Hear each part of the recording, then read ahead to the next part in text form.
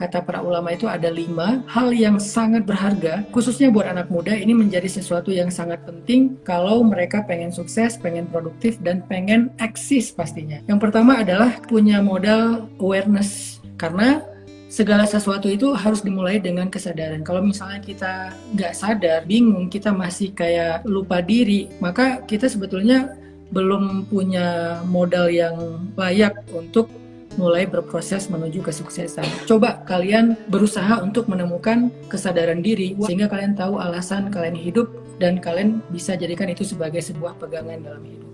Yang kedua, kata ulama, harus punya dorongan atau motivasi yang kuat. Orang itu bisa jalan jauh, lari kenceng, melakukan hal-hal yang besar ketika dia punya dorongan yang kuat. Kita perlu mencari apa motif atau dorongan kita untuk bisa sukses. Kemudian yang ketiga adalah knowledge dan experience. Kita sungguh-sungguh nggak sih mencari aset knowledge dan experience ini? Kok kita nggak berhitung kalau dalam bab kebutuhan entertain, hal yang sifatnya sekunder dalam hidup kita. Tapi begitu untuk dapetin knowledge, kita kayak berhitung. Mahal. Para ulama memberi nasihat adalah modal hidup seseorang itu ilmu dan juga pengalaman. Bahasa sederhananya mungkin yaitu tadi knowledge dan experience. Kemudian yang keempat, network.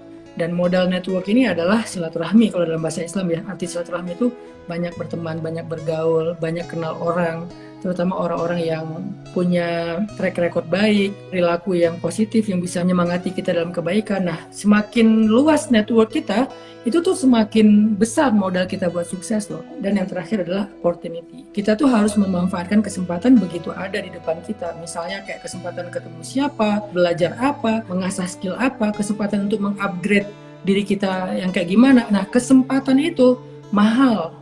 Dan itu sebuah momentum buat kita. Sehingga kalau kita nggak memanfaatkan kesempatan-kesempatan kayak gini, kita harus meniti karir kita itu dengan cara yang mungkin manual. Jadi kesempatan itu kayak akselerasi lah dalam karir sukses kita.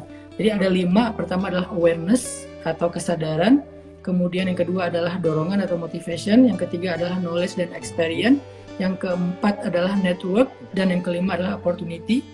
Kelima hal ini adalah modal sangat berharga kata ulama kalau kita pengen sukses.